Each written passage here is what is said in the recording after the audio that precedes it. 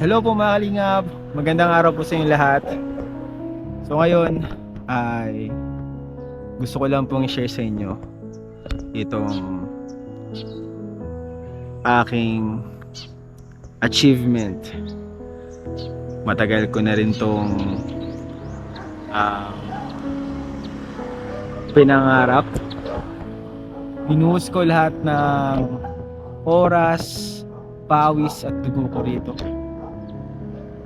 At ngayon guys, lahat yun ay nagbunga na. Siyempre, gusto kong i-share sa inyo lahat yun. So guys, ito na siya. Sharan! Yoo! Ganito pala yung pakiramdam kapag yung mga pangarap mo ay unti-unti nang natutupad. At ngayon nga, nasa harap ko na. Hindi ko mapigilang umiti at para akong lumilipad. Hindi ko talaga akalain. Ang sarap-sarap sa pakiramdam.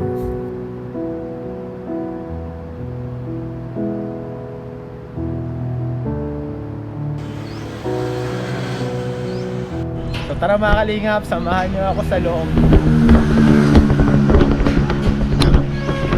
Let's go!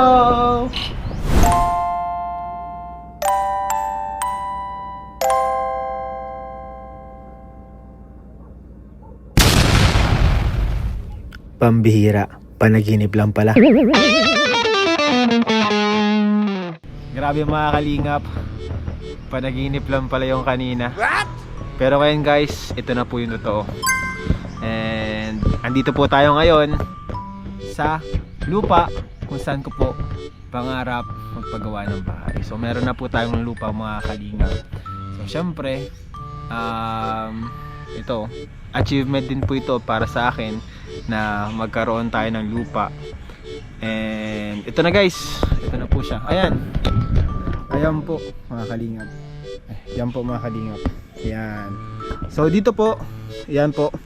Balak po natin dyan magpagawa ng bahay po mga kalingap. And yan po natin balak magpagawa ng bahay mga kalingap. Pero syempre po, sa ngayon, unahin po natin siguro ay ang unahin po natin siguro mga kalingap is palinisan ko po to mga kalingap. So kapag amasan po, siguro di ko po kasi to kayang ako lang mag-isa. Pero nagdala po ako ng itak. Pero wala na din po palang itak na maayos sa bahay. Tingnan yung itak ko guys, so walang hawakan. And kalawang na guys, walang talim. So parang hindi ko kayang linisan. Ang plano ko talaga sana ngayon mga kalingap, linisan ko po itong lugar. Ayan po, ayan. Sobrang dami pa. Sayang masasayang siguro to mga kalingap, no? Sayang kung puputulin siguro itong mga saging, no? May puno pa po ng pili dun sa may una-unahan. Sa dun po yan. Sa may dun po, hanggang dun pa po yung lupa mga kalingap. Sa may puno ng pili. Ayan po mataas. Ito ang pili. Ayan. At ito pong project na to guys ay syempre, iipunan ko po ito naming mag-asawa, ang pamilya ko. And ayun.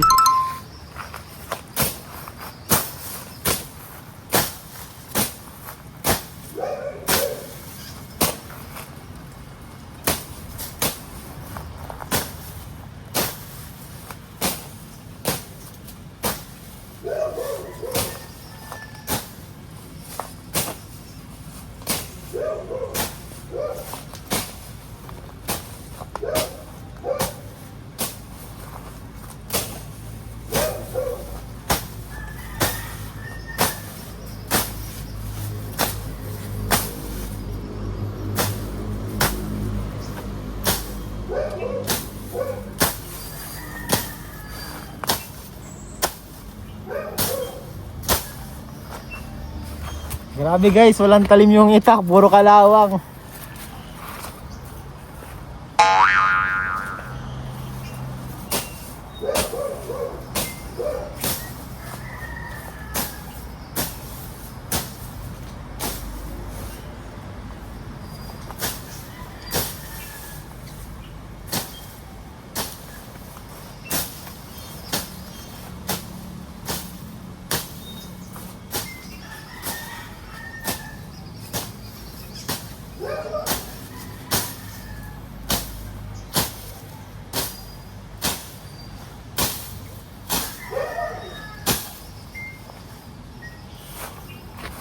So yung mga kalingap, medyo hirap tayo guys kasi sa itak na gamit natin walang hawakan.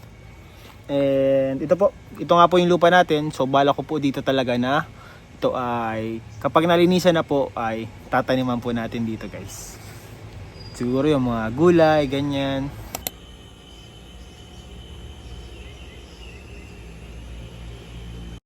Parang ayoko lang guys pagpatuloy yung pagragpas dito or yung pag ng mga damo, pagputol kasi wala po tayong itak, wala tayong gamit, biglaan din kasi. Ayan guys, hanggang doon po yun sa may pili.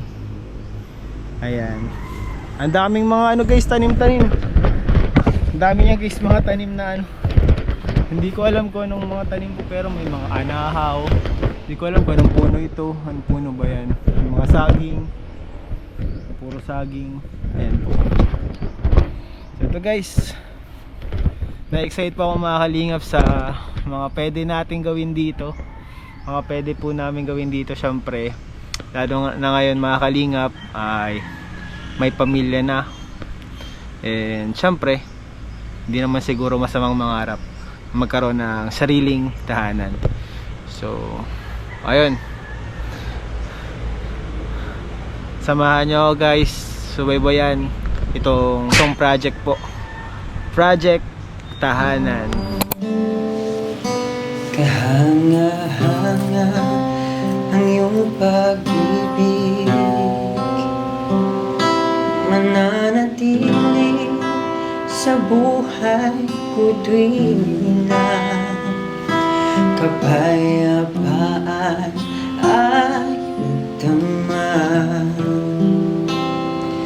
kalayaan sa'yo nakita. Kahanga-hanga ang iyong pag-ibig.